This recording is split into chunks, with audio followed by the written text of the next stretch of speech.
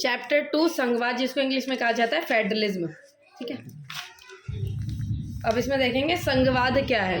संघवाद का मतलब होता है division of powers between the different level of the government. मतलब यह है कि पावर्स को अलग अलग लेवल की सरकारों पे क्या कर दिया जाए, डिवाइड, मतलब बांटा जाना, उसको क्या कहते हैं, संघवाद। कि पावर को एक ही हाथ में ना रखकर, एक ही लेवल पे ना रखकर डिफरेंट लेवल ऑफ गवर्नमेंट में पावर्स को डिवाइड किया जाए। ठीक है, जैसे हमारे इंडिया में 3 लेवल ऑफ गवर्नमेंट है, केंद्रीय, राज्य और लोकल गवर्नमेंट। जैसे कि सेंट्रल गवर्नमेंट, स्टेट गवर्नमेंट और लोकल गवर्नमेंट। तो हमारी जो शक्तियाँ यहाँ पर किस तरीके में डिवाइड है, 3 लेवल पर डिवाइड है। ठीक है, तो इसमें देखेंगे फेडरलिज्म, तो इसमें कैसे पावर जो है डिवाइड की गई है। तो संघीय शासन व्यवस्था में सर्वोच्च सत्ता केंद्रीय प्राधिकार और इसके विभिन्न अनुशासनिक इकाइयों के मध्य बांटी जाती है। अब इसमें हमारे यहाँ पर इंडिया में क्या है, पावर 3 तरीके से डिवाइड है, सेंट्रल, स्टेट और लोकल गवर्नमेंट में। अब हमारे यहाँ पे जो सेंट्रल गवर्नमेंट है उसे थोड़ी ज़्यादा पावर्स दी गई हैं, लेकिन जो थोड़ी कम पावर जो है राज्य, जो स्टेट गवर्नमेंट है उसको दी है। लेकिन ऐसा नहीं कि वो पूरी तरीके से सेंट्रल गवर्नमेंट के ऊपर डिपेंडेंट है। फिर उससे नीचे आ जाता है लोकल गवर्नमेंट, और जो थोड़ी जो पावर्स है लोकल गवर्नमेंट जो, उनको तीनों, तो तीनों लेवल्स पे पावर्स जो है वो डिवाइड की गई हैं। ये है आपका संघवाद। संघवाद में 3। अब एक आ जाती है यहाँ पे, एक हो जाती है आपकी यूनिटरी गवर्नमेंट, जिसको कहते हैं एकात्मक शासन। एकात्मक शासन क्या होता है, इसमें जितनी भी पावर्स होती है वो सिर्फ सारी केंद्र सरकार के पास होती है। देखो, संघवाद में क्या होता है, पावर्स डिवाइड होती हैं, यही अंतर है। संघवाद में क्या होती है, पावर्स डिवाइड होती है, सेंट्रल, स्टेट और लोकल गवर्नमेंट। लेकिन जो एकात्मक शासन, जिसको कहते हैं यूनिटरी गवर्नमेंट, उसमें जो पावर्स होती है सारी केंद्र सरकार के पास होती है, मतलब राज्य सरकार के पास में। ठीक है, जितने भी फैसले लेगी सारी सेंट्रल गवर्नमेंट लेगी। अगर वहाँ पे राज्य की सरकार है वो सारे, अगर वो है भी वहाँ पे, तो वो जितने भी तरीके के फैसले जो सेंट्रल गवर्नमेंट, जो केंद्र सरकार कहेगी वो अकेले लेगी। वो किसी से डिस्कशन करके नहीं लेगी कि उसके लिए क्या सही है क्या गलत है, उसको लग रहा है ठीक है तो वो फैसले लेगी। तो यूनिटरी गवर्नमेंट, जिसको कहते हैं एकात्मक शासन। पर संघीय व्यवस्था में केंद्र सरकार राज्य सरकार को कुछ खास करने का आदेश नहीं दे सकती। अब इसमें क्या हो जाता है, संघीय व्यवस्था। संघीय व्यवस्था जैसे कहते हैं इसमें जो आपकी संघवाद, जिसको कहते हैं संघवाद में जो केंद्रीय सरकार राज्य सरकार को कुछ खास करने का आदेश नहीं दे सकती। मतलब यह है कि अब जो हमारी संघवाद जो गवर्नमेंट है, जिसको संघवादी व्यवस्था कहते हैं, संघीय व्यवस्था, इसमें जो केंद्र सरकार वो पूरी तरीके से राज्य सरकार के ऊपर कंट्रोल नहीं कर सकती। जैसे ये कि भाई तुम्हें ये करना ही है तो तुम्हें करना है। अगर राज्य सरकार है उसको लगेगा कि उसके राज्य में सारी चीज़ें इंप्लीमेंट करना ठीक है तो वो ठीक करेगी, अगर नहीं लगता तो नहीं करेगी। इस हिसाब से हमारे यहाँ पे जो है, हमारे पे फेडरलिज्म गवर्नमेंट, फेडरल गवर्नमेंट, जिसको कहते हैं संघवाद, संघीय व्यवस्था। अब ये देखिए कुछ महत्वपूर्ण विशेषता है जो संघवाद है, उसके क्या क्या फीचर्स हैं। संघवाद होता है, इसमें पावर जो है तो वो डिवाइड होती है, एक या एक से ज़्यादा लेवल पर जो पावर्स हैं वो डिवाइड होती है। अब इसमें अलग अलग स्तरों की सरकारें एक ही नागरिक शासन पर समूह करती हैं, लेकिन कानून बनाने पर, वसूलने और प्रशासन का अपना कार्य अलग होता है। अब इसमें जो पावर्स हैं वो डिवाइड है और वो अपने हिसाब से अपना कार्य करेंगे। जैसे राज्य सरकार है और वहाँ पे जो लोग हैं जो जिस हिसाब से रूल अपने हिसाब से अपना कार्य करेंगे। जैसे सेंट्रल गवर्नमेंट है वो कुछ रूल्स तो देगा, लेकिन जो राज्य गवर्नमेंट है, जो राज्य सरकार है, वो अपने हिसाब से वहाँ पे काम करेगी और अपने हिसाब से वहाँ पे काम करती है। इस व्यवस्था में विभिन्न स्तरों की सरकारें अधिकार क्षेत्र संविधान में स्पष्ट रूप से वर्णित होते हैं। इसलिए संविधान सरकार के हर स्तर के अस्तित्व और प्रावधान की गारंटी एवं सुरक्षा देता है। और फोर्थ क्या है, संविधान के मौलिक प्रावधानों को किसी एक स्तर की सरकार अकेले नहीं बदल सकती। अब इसमें कहा गया जैसे कि फंडामेंटल राइट्स, जिसको कहते हैं मौलिक अधिकार। मौलिक अधिकार में जैसे किसी तरीके का परिवर्तन करना हो, वो सिर्फ जो केंद्र सरकार है वो नहीं कर सकती। सभी से जो है वो इक्वली बात, मतलब सभी से एक साथ बात करके कोई अगर चेंज करने चाहते हैं तो वो कर सकती है। Constitution can not get by only one level of government. अगर जो हमारा संविधान है, संविधान में जो संशोधन करना है वो एक तरीके से नहीं होगा, वो सभी से एक साथ बात करके होगा। यही चीज़ है उसकी संघवाद की, जिसको कहते हैं फेडरल। न्यायों संविधान और विभिन्न स्तर की सरकार के अधिकारों की व्याख्या करने का अधिकार है। जो न्यायालय होते हैं, न्यायालयों का संविधान और विभिन्न स्तर की सरकारों के अधिकारों की व्याख्या करने का अधिकार होता है। हाँ, तो इसमें क्या है कि जो न्यायालय है, अगर दोनों के बीच में किसी तरीके की कॉन्फ्लिक्ट, मतलब लड़ाई होती है, तो उसको कौन सॉल्व करता है, जो न्यायालय है उसको वो देखती है। ठीक है, अब इसमें जो पैसे का सिस्टम है, जिसको कहते हैं वित्तीय स्वायत्तता निश्चित, जो आपकी लेवल ऑफ गवर्नमेंट उनको अलग अलग तरीके से दिया हुआ है। जो केंद्र सरकार है उसके पैसे को जो फाइनेंशियल है, कहाँ से आने कहाँ जाने, वो अपने हिसाब से देखती है। राज्य सरकार अपने हिसाब से देखती है, लोकल गवर्नमेंट है वो अपने हिसाब से देखती है। अब जो संघीय शासन है उसके दो उद्देश्य हैं। यूनिटी लेकर आना, एकता की सुरक्षा करना और उनको बढ़ावा देना। जैसे यूनिटी होगी, एकता रहेगी तो हमारा देश चलेगा, और अगर एकता नहीं होगी तो हमारा देश बिगड़ जाएगा। अगर एकता नहीं होगी तो आपस में सब लड़ने लगेंगे, भाई मुझे अलग कंट्री चाहिए, हमारा अलग राज्य बनेगा, इस हिसाब से। और दूसरा साथ ही क्षेत्रीय विविधताओं का पूरा सम्मान करना। क्षेत्रीय विविधताएं जैसे उनके बीच में कोई भी जैसे क्षेत्र की वजह से जैसे कल्चर वगैरह में कोई भी डिफरेंसेस है, अगर उनमें कोई भी अलग अलग है तो उनकी सभी चीज़ों का सम्मान करना जिससे उनको अपने से अलग ना लगे। अब बताए भारत में संघीय व्यवस्था कि जो इंडिया है, इंडिया में जो संघीय व्यवस्था है वो किस प्रकार से है। टाइप्स ऑफ भारत में संघीय व्यवस्था, जो भारत की संघीय व्यवस्था है कि हमारे जो इंडिया है यहाँ पे भी 3 लेवल की जो सरकार है वो बनाई गई है, सेंट्रल, स्टेट और लोकल गवर्नमेंट जो बनाएगा। और यहाँ पे भी जो सरकार है वो अलग अलग तरीके से डिवाइड की गई है। जो केंद्र सरकार है उसको अपना काम संभालती है, राज्य सरकार अपना काम, जो लोकल गवर्नमेंट है वो अपना काम संभालती है। लेकिन जो भी अगर कोई चीज़ अगर हमारे यहाँ पे किसी भी तरीके को प्रॉब्लम हो जाए तो ज़्यादातर फिर वो केंद्र सरकार जो है उसको संभालती है। अब इसमें दिखाया जाता है कि जो केंद्र सरकार पूरे भारतीय संघ का प्रतिनिधित्व करती है। जो केंद्र सरकार है पूरे भारतीय संघ का क्या करती है, प्रतिनिधित्व करती है। और बाद में पंचायत और नगर पालिका, और जो बाद में क्या होता है हमारे यहाँ पे पहले लोकल गवर्नमेंट जो थी नहीं, फिर लेकिन बाद में भी इनको जो लोकल गवर्नमेंट थी उसको भी संविधान में जोड़ा गया था। अब जो इनके फाइनेंशियल कंडीशन, जो मतलब पैसा वगैरह इनके पास कैसे आते हैं और क्या क्या ये काम करती है, 3 तरीके की सूची जो है वो बनाई गई। एक होती है आपकी मतलब संघ सूची में, एक होती है संघ की सूची, दूसरी होती है आपकी राज्य सूची, तीसरी होती है समवर्ती सूची। केंद्र की सूची होती है जिसमें जो ज़्यादातर फैसले जो है केंद्र सरकार लेती है, उसके सारे फैसले जो है केंद्र सरकार लेती है। और उसमें वो मैटर्स जो है वो चीज़ें सारी चीज़ें रखी है जो कि राष्ट्र महत्व के लिए बहुत ज़्यादा जरूरी है। जैसे कि विदेशी मामले उसके ऊपर केंद्र सरकार देखती है, बैंकिंग वगैरह, संचार, मुद्रा, सब ज़्यादातर केंद्र सरकार देखती है। फिर आ जाती है राज्य सूची। राज्य सूची में आ जाए जैसे कि पुलिस, वाणिज्य, व्यापार, कृषि, ये सब आ जाते हैं राज्य सूची में। ये सारे जितने भी इन तरीके के मैटर्स होंगे वो राज्य सरकार देखेगी। फिर आ जाती है समवर्ती सूची। समवर्ती सूची जो आती है तीसरे लेवल की हो जाती है, जिसमें शिक्षा, वन, मजदूर वगैरह ये आ जाते हैं। अब इसमें देखो, इसमें तो बनाएगी आपकी केंद्र सरकार मतलब सेंट्रल गवर्नमेंट, इसमें इसको देखेगी आपकी स्टेट गवर्नमेंट जो क्या कहते हैं राज्य सरकार। जो समवर्ती सूची होगी दोनों मिलकर इसको देखते हैं, जो दोनों होती है केंद्र और राज्य सरकार दोनों मिलकर इसके ऊपर फैसला लेते हैं। और ज़्यादातर फिर जो अगर दोनों के बीच में कुछ कॉन्फ्लिक्ट हो जाते हैं तो केंद्र सरकार की ज़्यादा सुनी जाती है इस हिसाब से। फिर आपका 1-3 आ जाते हैं, कुछ लास्ट आ जाते हैं जैसे कि साइंटिफिक वगैरह के मुद्दे जो होते हैं उसके ऊपर कौन फैसला होता है, उसके कहते हैं रिजिडली सब्जेक्ट होते हैं, राइजिडली सब्जेक्ट, जिसको आपकी ज़्यादातर केंद्र सरकार के हाथ में वो रहते हैं। कुछ स्पेशल कुछ चीज़ें होती हैं जैसे आपकी हो गई वैज्ञानिक वगैरह से रिलेटेड, वो सारे आपके जो आपकी केंद्र सरकार जो ज़्यादातर उन मसलों पे फैसले लेती हैं। ठीक है। अब कुछ ऐसे स्थान होते हैं जैसे कुछ राज्य को विशेष दर्जा प्राप्त है, कुछ ऐसे राज्य होते हैं जैसे किसी वजह से या तो वहाँ पे मतलब अच्छे तरीके से डेवलपमेंट नहीं हो रहा है यहाँ पे, या फिर माइनॉरिटीज़ की वजह से, कम जनसंख्या होने की वजह से वहाँ के लोगों को क्या होता है, किसी को स्पेशल स्टेटस, जैसे कहते हैं ना कि स्पेशल स्टेटस, उनको स्पेशल अधिकार जो है कुछ क्षेत्र को दिए जाते हैं। उसमें आ जाते हैं जैसे कुछ राज्य को असम, अरुणाचल प्रदेश, नागालैंड और मिजोरम, ये आपके आ जाते हैं। अब ये देखेंगे उन्हें, और अब ये देखेंगे कि जो यूनियन टेरिटरीज है वो क्यों बनती है। जो यूनियन टेरिटरीज हैं वो क्यों बनती है। यूनियन टेरिटरीज हमारी इसलिए बनती है क्योंकि वो जो यूनियन टेरिटरीज ना तो वो इतनी ज़्यादा बड़ी होती है कि उनको कोई अलग जो है वो राज्य बना दिया जाए, ना वो इतनी छोटी होती है कि उसको किसी के साथ में मिला दिया जाए। तो इसी वजह से उनको एक राजधानी जो है वो घोषित जो है कर दिया जाता है। ठीक है। अब आते संघीय व्यवस्था जो है वो कैसे चलती है, किस हिसाब से जो संघीय व्यवस्था काम करती है। पहले क्या होता था, पहले जब यहाँ पे इंडिपेंडेंस मिला था तो सबको क्या लगा था कि इंडिया की बहुत ज़्यादा जनसंख्या है, इंडिया की बहुत ज़्यादा बड़ी जनसंख्या और ये अच्छे से वर्क नहीं करेगी और सारे एक दूसरे से लड़ कर मर जाएंगे, अलग अलग राज्य की डिमांड करेंगे। तो इस वजह की टेंशन बहुत ज़्यादा थी इंडिया में, बहुत ज़्यादा, क्योंकि सही में जनसंख्या बहुत ज़्यादा हो रही थी। फिर इन्होंने इंडिया में क्या किया, इन्होंने सोचा कि जो भारत के जो लोग हैं कि इनके बीच में आपस में प्रेम भी बना रहे और ये आपस में लड़े भी ना, और सभी की भाषा का और सबके कल्चर का सम्मान हो जाए। तो हमारे यहाँ के लोगों को पहले राज्य को कैसे डिवाइड किया, राज्य बनाए गए थे कैसे, भाषा के हिसाब से, क्योंकि जिसकी जैसी भाषा होगी एक भाषा वाले लोग एक तरफ रहेंगे, ऐसे इन्होंने राज्य को जो है फॉर्म किया गया था, जैसे ये भाषाई राज्य। और जब एक बार उसको फॉर्म किया गया तो वो क्या हो गया, सफल हो गया हमारे लिए। जब एक राज्य ऐसे बनाया गया उसमें लड़ाई नहीं हुई तो बाकी जो राज्य थे वो भी इसी तरीके की डिमांड करने लगे कि हमारे भी जो है राज्य को इस हिसाब से बनाया जाए ताकि हमारे भी राज्य में आपसी प्रेम बना रहे और एक तरीके के लोग वहाँ पे रहे। तो इस हिसाब से बाकी राज्य भी ऐसे ही बनाए गए थे भाषा के आधार पर। तो भाषा के आधार पर राज्य बनाने से देश ज़्यादा एकीकृत और मजबूत हुआ। तो सभी के मन में एक दूसरे के प्रति क्या गया, सम्मान आ गया। ठीक है।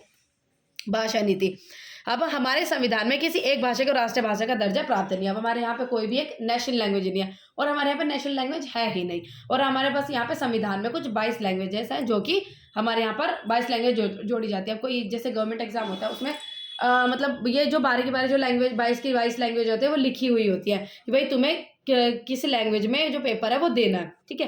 तो ये क्या होती है, ये क्यों लिखी गई, ताकि सबको ऐसा लगे कि हमारे किसी लैंग्वेज के ऊपर मतलब ऐसे नहीं किया गया कि हमारे को सम्मान नहीं दिया जा रहा या हमको पूछा नहीं जा रहा। भाई किसी व्यक्ति को उनमें से कोई लैंग्वेज आती है तो वो उस हिसाब से पेपर दे सकता है। तो वो लैंग्वेज है जो कि कम थोड़ी सी ज़्यादा जनसंख्या में है। अगर कोई कुछ बहुत सी ऐसी लैंग्वेजेस जो कि संविधान में नहीं आई हैं तो वो उस हिसाब से संविधान में नहीं है, क्योंकि वो बहुत ज़्यादा भी माइनॉरिटीज़ में बहुत कम जनसंख्या वाले लोग उसको बोलते हैं। अगर उसको भी इंक्लूड कर लिया जाए तो मतलब इतना भी सही नहीं होगा। जब कुछ उन लैंग्वेजेस को बोलने वाले थोड़े लोग ज़्यादा हो जाएंगे तो उनको भी अपने संविधान में इंक्लूड कर लिया जाएगा। और अभी कुछ हैं ऐसी लैंग्वेजेस जो कि संविधान में जुड़ने के लिए बोल रही हैं, ठीक है।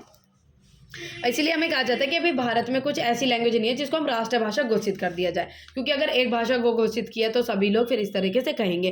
पहले क्या हुआ था, एक ऑफिशियल लैंग्वेज एक बनाई गई थी, इंग्लिश जो थी ऑफिशियल लैंग्वेज बनाई गई थी, लेकिन कुछ टाइम बाद हिंदी को ऑफिशियल लैंग्वेज बना के इंग्लिश को हटा दिया गया था। लेकिन जो तमिल से जो लोग थे उन्होंने क्या कहा कि भाई हमको हिंदी समझ नहीं आती तो हम जो है किसी के तरीके से भाषा के, क्योंकि एक इंग्लिश इस तरीके का मीडियम है जो कि सब लोग कम्युनिकेट करते हैं। आज नॉर्मली भी जिसको कोई और लैंग्वेज नहीं आती तो वो इंग्लिश में कम्युनिकेट करता है। जैसे हम कहीं बाहर जाएंगे, हमें वहाँ की लैंग्वेज नहीं आती तो हम इंग्लिश में कम्युनिकेट करते हैं। बाहर के कोई यहाँ आते हैं उनको हिंदी नहीं आती, वो इंग्लिश में कम्युनिकेट करते हैं। तो इंग्लिश को और फिर एक हिंदी को एक बीच की जो ऑफिशियल लैंग्वेज बना दिया गया, जिससे कि जो गैर हिंदी भाषी लोग थे वो अपनी भाषा को मतलब अपनी चीज़ को एक्सप्रेस इंग्लिश में कर सकते थे, ठीक है। फिर इंग्लिश को और हिंदी को बना दिया गया था। अब आते हैं केंद्र राज्य सरकार का। केंद्र और राज्य के संबंध जो है वो इंडिया में किस प्रकार से है। केंद्र और राज्य के सरकार जो संबंध है वो इस प्रकार से कि हमारे यहाँ पे जैसे केंद्र और राज्य के संबंध है क्या कि यहाँ पे इस हिसाब से डिवाइड किया ताकि दोनों के बीच में लड़ाइयाँ ना हो, और यहाँ पर अच्छे तरीके से जो पावर से डिवाइड है। अगर जो केंद्र के फैसले हैं वो केंद्र लेती है, राज्य के फैसले राज्य लेती है। लेकिन कुछ इस तरीके से कुछ जैसे कि जल वगैरह पे कुछ ऐसे मैटर्स आ जाते हैं जिनमें दोनों के बीच में लड़ाई होने के मुद्दे बन जाते हैं। और जैसे कोई फैसला लिया जा रहा हो जिसमें केंद्र अपनी ज़्यादा मनमानी करती है तो उनको हमने बताया था भी न्यायालय उनको सुलझाते हैं। तो केंद्र राज्य सरकार है, और कुछ इस तरीके से ऑर्गेनाइजेशन बनाई गई, कुछ इस तरीके से बनाए गए ग्रुप जो कि इनके दोनों के विवादों को सॉल्व भी करता है। लेकिन कहा जाता है कि जो केंद्र सरकार है वो थोड़ी ज़्यादा पावरफुल है, लेकिन सही भी है। अगर देखो राज्य सरकार को इसलिए शक्ति ज़्यादा नहीं दी गई। अगर जैसे मानो राज्य सरकार को केंद्र से ज़्यादा शक्ति दी जाती तो मानो किसी राज्य के पास ज़्यादा शक्ति है और वो अपने राज्य को बहुत ज़्यादा पावरफुल बनाए तो वो अलग होने की डिमांड कर सकता है। इस हिसाब से ज़्यादातर पावर्स केंद्र के पास में छोड़ी गई, जिसको कहते हैं सेंट्रल गवर्नमेंट के पास ज़्यादातर पावर छोड़ी गई हैं। तो काफ़ी समय तक अब ये देखा था कि जैसे 70 साल तक एक ही पार्टी का बहुत ज़्यादा रूल चलता गया। मतलब स्टार्टिंग में क्या हुआ थी कि जो आपकी कांग्रेस पार्टी बनी थी तो ज़्यादातर एक ही पार्टी मानी जाती थी। केंद्र सरकार पे भी वही थी और राज्य सरकार पे भी वही थी, ठीक है। काफ़ी टाइम तक एक ही पार्टी का सत्ता में जो है रूल चलता गया था। लेकिन बाद में क्या हुआ था, बाद में ये होने लगा कि धीरे धीरे पार्टियां उभर के आने लगी। केंद्र पार्टी पे अलग, केंद्र सरकार पे अलग हो गई और राज्य सरकार पे अलग हुई। फिर इन दोनों के बीच में क्या हो गया, मनमुटाव और लड़ाई होने लगी। पहले तो एक ही सरकार थी, ठीक है, केंद्र में भी राज्य में, तो कोई लड़ाई नहीं होती थी, शांति रहती थी। लेकिन जब राज्य सरकार में अलग पार्टियां बनने लगी तो उनको अलग से मतलब फीलिंग आने लगी कि भैया और पार्टियां उभरने लगी हैं। फिर जो केंद्र सरकार थी और ये जो सरकार जो पहले अपने रूल चला रही थी उसने थोड़ा और ज़्यादा पावरफुल करने की कोशिश की, और फिर जो राज्य सरकार थी जो अलग अलग पार्टियां उभर कर आ रही थी उनको दबाने की कोशिश की। तो इससे क्या हुआ, दोनों के बीच में लड़ाइयाँ होनी शुरू हो गई। तो यहाँ से एक लेवल स्टार्ट होता है जहाँ से इन दोनों के बीच में मुठभेड़ होने शुरू हो जाती है। लेकिन अब क्या है, हमारे यहाँ पे केंद्र राज्य की सरकार से संबंध है काफ़ी अच्छे हैं और दोनों के बीच में पावर्स अच्छे से डिवाइड की गई हैं। और ऐसा किया गया ताकि एक दूसरे की पावर्स का गलत इस्तेमाल ये ना कर सके। अब आ जाता है हमारे यहाँ पे विकेंद्रीकरण। भारत में विकेंद्रीकरण मतलब इसको कहते हैं डिसेंट्रलाइजेशन।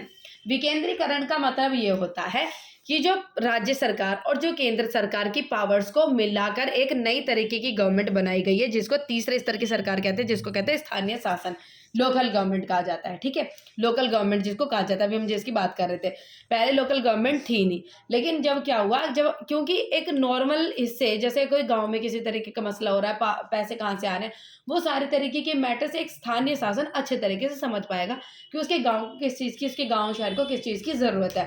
क्योंकि भाई राज्य सरकार अपनी पॉलिसीज़ बनाने में ऐसे वो थोड़े बड़े लेवल के हो जाते हैं, लेकिन उसको करीब से जो जानेगी वो कौन सी जानेगी, स्थानीय शासन जानेगी। तो एक स्थानीय शासन जिसको कहते हैं लोकल गवर्नमेंट बनाया गया तो लोकल गवर्नमेंट की यही इसकी डेफिनेशन यही है कि ये दोनों शक्तियाँ राज्य सरकार की और केंद्र सरकार की शक्तियों से ली गई एक नई तरीके की जो है पावर, जो शासन बनाया गया है उसको कहते हैं स्थानीय शासन कहा जाता है। और इसमें पावर्स को डिवाइड किया गया है। इसको कहा जाता है जैसे जब केंद्र और राज्य सरकार से शक्तियां लेकर स्थानीय सरकारों को दी जाती है, तो कहाँ से केंद्र और राज्य सरकार से लेकर किसको दी जाती है, स्थानीय सरकारों को दी जाती है, उसको क्या कहते हैं हम विकेंद्रीकरण कहा जाता है। अब विकेंद्रीकरण क्यों जरूरी है, विकेंद्रीकरण भाई इसलिए जरूरी था हम लोगों का, अगर विकेंद्रीकरण क्या थे, जब ये बताया था कि जो राज्य स्थानीय शासन है वो अच्छे से लोगों के प्रॉब्लम्स को समझ के और अच्छे से उनसे बातचीत करके अच्छे से उनको सॉल्व कर पाएगा कि क्या आखिरकार मैटर है। स्थानीय शासन की स्थापना स्वयं शासन के लोकतांत्रिक सिद्धांत के वास्तविक बनाने का अच्छा तरीका है इसमें। हाँ, और 1992 में क्या हुआ, इसको एक संविधान में दर्जा मिला था। पहले ये क्या थी कॉन्स्टिट्यूशन में, जैसे पंचायत और ये जो आपकी म्यूनिसिपैलिटीज वगैरह जाती हैं, ये पहले उसमें नहीं थी, संविधान में नहीं थी, लेकिन बाद में इन्होंने भी अपनी संविधान में जगह ले ली। और जो लोकल गवर्नमेंट है दो लेवल में डिवाइड की गई है ये, एक तो उसकी अलग होती है, गाँव की अलग होती है जिसको कहते हैं ग्राम पंचायत वगैरह, ये सब अलग होती है। एक हो जाती है आपकी शहरों की अलग होती है जैसे म्यूनिसिपैलिटीज वगैरह कहते हैं, ठीक है, उससे संविधानिक, ठीक है। अब इसमें आ जाएगा कि जब स्थानीय शासन जो बनाया गया था, लोकल गवर्नमेंट हुई थी, तो इससे क्या होने लगा कि जो छोटे लेवल के जो लोग थे उनके भी अच्छे से चीज़ों को समझा जाने लगा, उनके प्रॉब्लम को इजीली सॉल्व किया जाने लगा और रेगुलर इलेक्शन वहाँ पर चुनाव होने लगे। पहले इतने रेगुलरली चुनाव नहीं होते थे, अब ये संविधान में आ गए तो यहाँ पर भी रेगुलर चुनाव होने लगे। और जो आपकी जो जैसे कि शेड्यूल कास्ट और जनजाति वगैरह, उन जैसे लोगों को भी क्या हुआ कि वहाँ पे भी स्पेशल जो रिजर्वेशन जिसको कहते हैं आरक्षण, वहाँ पे लोगों को मिलने लगा और 1/3 सीट जो थी महिलाओं के लिए रिजर्व कर दी गई। और जो इनके जो है पंचायत और न्यायपालिका के जो चुनाव है उनको कौन कराता है, राज्य चुनाव आयोग जो है वो बनाया गया है, स्टेट इलेक्शन कमीशन जिसको कहते हैं, ये इनके इलेक्शन को देखता है कि इनके इलेक्शन जो है वो सही तरीके से हो रहे हैं नहीं हो रहे। अब जो हमारी लोकल गवर्नमेंट है वो तरीके से डिवाइड की गई है, एक तो आपकी रूरल में आ जाती है और एक आपकी अर्बन में आ जाती है, जैसे गाँव की और शहरों की। जो आपकी रूरल लोकल गवर्नमेंट में जाती है उसमें पहले लेवल पर आ जाती है ग्राम पंचायत। क्या हो जाती है, ग्राम पंचायत। जो ग्राम पंचायत होती है वो कहाँ से चुने जाते हैं, वार्ड से चुने जाते हैं और उनके जो लीडर्स होते हैं उसको क्या कहते हैं, सरपंच। ग्राम पहले हो जाती है आपकी पंचायत, पंचायत के जो लीडर होते हैं उसको क्या कहा जाता है, सरपंच, ठीक है। अब जो आपकी फिर उसके बाद जा जाती है पंचायत से थोड़ा बड़ा लेवल हो जाता है, वो क्या हो जाता है, पंचायत समिति, कहेंगे पंचायत समिति। तो स्थानीय शासन का ढांचा जिला स्तर तक का है, जो स्थानीय शासन का जिला स्तर तक का है और अनेक ग्राम पंचायतों को मिलाकर बनती है पंचायत समिति बनती है और इसको मंडल भी कहा जाता है। देखो पहले पंचायत था, पंचायतों को जुड़ के क्या बनी, पंचायत समिति बनी और उनको मंडल भी कहा जाता है। मतलब मंडल सोच रहे ना, पंचायत ग्राम पंचायतों का एक पूरा झुंड, उसको क्या कहा जाता है, पंचायत समिति भी कहा जाता है। और क्षेत्र के सभी पंचायत सदस्य बनते हैं। फिर उसके बाद पंचायत समिति के बाद क्या आ जाता है, जिला परिषद, जिसमें आपके पंचायत समितियों से बनकर काफी सारे पंचायत समितियां बनकर मिलकर जिला परिषद बनाती हैं। फिर आता है जिला परिषद, ठीक है। जिला परिषद में उस जिले से लोकसभा और विधानसभा के लिए चुने गए सांसद तथा विधायक या जिला स्तर की संस्थाओं के कुछ अधिकारी भी सदस्य के तौर पर होते हैं। अब इसमें देखेंगे हम न्यायपालिका, मतलब उसके बारे में जो आपकी अर्बन गवर्नमेंट है कि उसमें पावर्स कैसे डिवाइड की। अपने उसमें रूरल में देखा था पहले ग्राम पंचायत, पंचायत समिति, फिर जिला परिषद। अब ऐसे ही आपकी इसमें देखेंगे अर्बन में पहले जाती है आपकी जो पहले हो जाता है आपका नगर निगम, जो आपके छोटे लेवल्स पर जो बनाई जाती है इसको क्या कहते हैं, म्यूनिसिपैलिटी। जैसे सिटीज टाउन वगैरह जो हो जाती हैं वो क्या हो जाती है आपकी म्यूनिसिपैलिटीज का गठन किया गया, जिसको कहते हैं नगर निगम बना गया। जो नगर निगम जो उनके हेड होते हैं उसको क्या कहते हैं, म्यूनिसिपल चेयरपर्सन, ठीक है। फिर जो इससे बड़े हो जाते हैं उसको कहते हैं नगर पालिका, जिसको कहते हैं म्यूनिसिपल कॉर्पोरेशन। और जो इसके हेड होते हैं वो क्या होते हैं, मेयर। नगर पालिका और नगर निगम दोनों के कार्य निर्वाचित प्रतिनिधि होते हैं, निर्वाचित मतलब इलेक्शन के माध्यम से होते हैं। और नगर पालिका प्रमुख नगर पालिका राजनीतिक प्रधान होते हैं। जो नगर पालिका होते हैं प्रमुख नगर पालिका के राजनीतिक प्रधान होते हैं। और नगर निगम के ऐसे प्रधानाधिकारी को मेयर कहा जाता है। तो ये कहता है नगर निगम के प्रधानाधिकारी को क्या कहा जाता है, मेयर कहा जाता है। तो क्या हो जाती है, पहले क्या हो जाती है आपकी नगर निगम, नगर निगम से बड़ा क्या हो जाता है आपका नगर पालिका, जिसके हेड क्या हो जाते हैं, मेयर होते हैं, ठीक है। अब ये जो था डिसेंट्रलाइजेशन तो पावर थी, इसके क्या थे पॉजिटिव पॉइंट थे, मतलब इसके फायदे थे। फायदे क्या हुए कि सभी पे इक्वल पावर जो थी वो डिवाइड हो पाती। पहले जो लोकल गवर्नमेंट थी, जो स्थानीय शासन था, पहले जब ये संविधान में नहीं थी तो इनके इलेक्शंस रेगुलरली नहीं हो रहे थे, लेकिन जब ये बन गई तो इनके जो इलेक्शन थे वो रेगुलरली होने लगे और इनके ऊपर भी अब ध्यान दिया जाने लगा।